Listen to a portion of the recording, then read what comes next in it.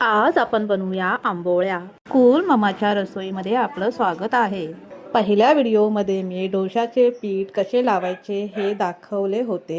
तसेच पीठ आंबोळ्यांसाठीही लावून घ्यायचे आहे. त्याची लिंक डिस्क्रिप्शनमध्ये आहे. चला तर मग सुरुवात करूया. सगळ्यात प्रथम आपण हिरवी चटणी बनवून घेऊया. त्यासाठी मिक्सरच्या भांड्यात आलं, लसूण, हिरवी मिरची, कढीपत्ता, खोबरं, कोथिंबीर, पुदिना आणि चण्याची डाळ घालून छान बारीक वाटून घेऊया.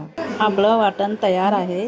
आता कढईत तेल घालूया. तेल गरम झालं आहे. त्यात 1 चमचा राई, थोडीशी उडदाची डाळ, थोडेसे कढीपत्ता, थोडंसं हिंग, 2 लाल मिरची घालून छान परतूया. आता त्यामध्ये वाटलेली हिरवी चटणी घालून छान मिक्स करून घेऊया.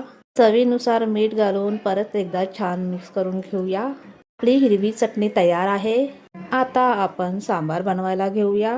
सांबारसाठी मी तुरीची डाळ कुकरमध्ये 3 शिट्या करून शिजवून घेतली आहे.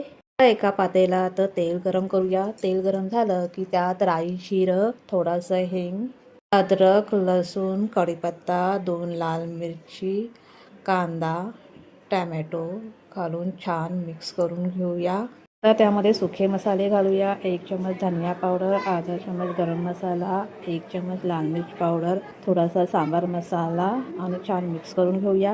आता चवीपुरतं मीठ घालून छान परत एकदा मिक्स करून घेऊया. आपले सगळे मसाले छान भाजले गेले आहेत. आता त्यात तुरीची डाळ टाकूया. तीही छान मिक्स करूया. आता 1 छोटा चम्मच आगळ घालूया. 1 उकळी येऊ देऊया. आपला सांबार पण रेडी आहे. आपल्या सांबारलाही उकळी आली आहे. त्यावर हिरवी कोथिंबीर घालून घेऊया. आता आपण आंबोळ्या बनवायला घेऊया. आंबोळ्याचं पीठ पण बघा किती छान आलं आहे. त्यामध्ये आपण थोडं मीठ घालून छान मिक्स करून घेऊया.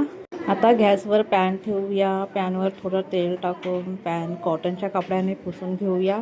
आता पॅनवर थोडं पाणी शिंपडूया. आपला पॅन छानपैकी गरम झाला आहे. आता एका पेल्याच्या सहाय्याने आंबोळ्याचं पीठ पॅनवर घालून ते हळूहळू पसरून घेऊया. आंबोळ्याच्या साईडने थोडं तेल सोडूया. 1 मिनिटभर एका साईडने आंबोळी छान भाजून घेऊया. आता पलित्याने आंबोळीचे कडे साईड करून हळूच पलटी मारून घेऊया. एका साईडने आंबोळी छान भाजली गेली आहे. दुसऱ्या साईडने आंबोळी जास्त नाही भाजून घ्यायची, लगेच पलटी मारायचं. चला तर मग आपल्या आंबोळ्याही तयार झाल्या आहेत.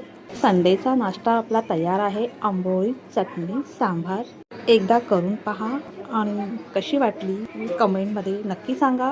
अशाच मजा छान छान आणि नवीन नवीन रेसिपीला मला लाईक, शेअर, सबस्क्राईब आणि कॉमेंट करा.